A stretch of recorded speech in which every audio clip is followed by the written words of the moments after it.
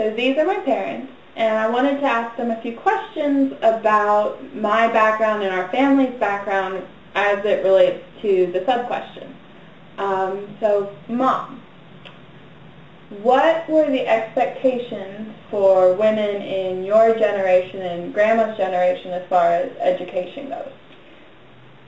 In my generation, it was never even thought about.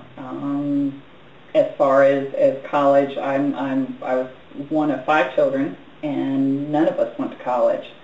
Grandma's generation and great-grandma's generation, the females weren't offered the opportunity to go to college. If there was enough money to send someone to college, it was the boys that went, and that's what you built on, and the women were going to grow up, get married, and have babies.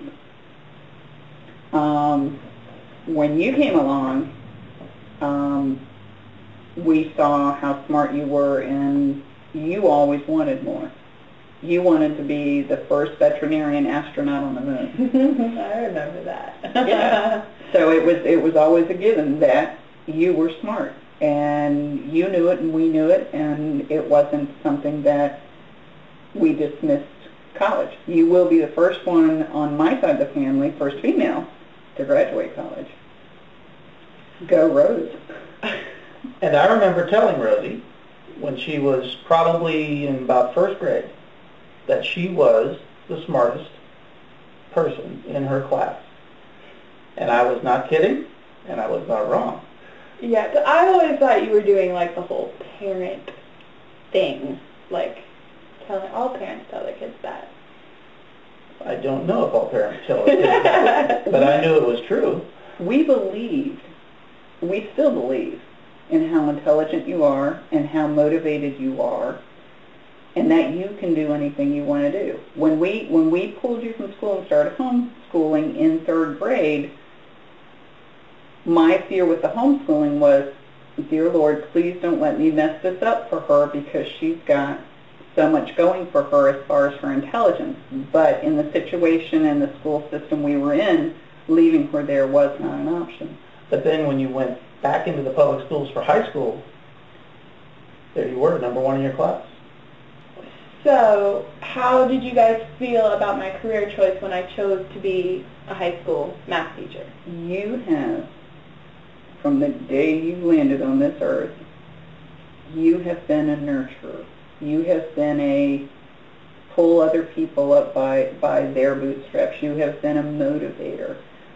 Back in Girl Scouts, you were a leader. Back in your friends, you were the one that helped a lot of them through a lot of their high school math.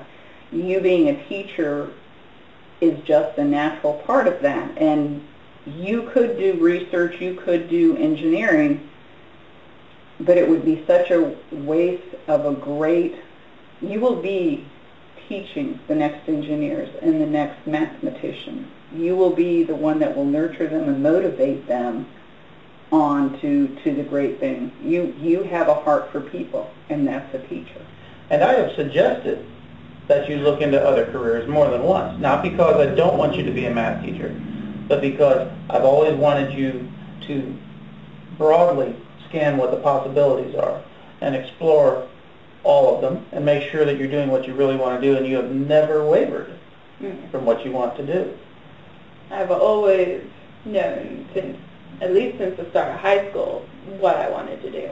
But I think that you are fairly unique among students in general when you say that you always know what you wanted to do.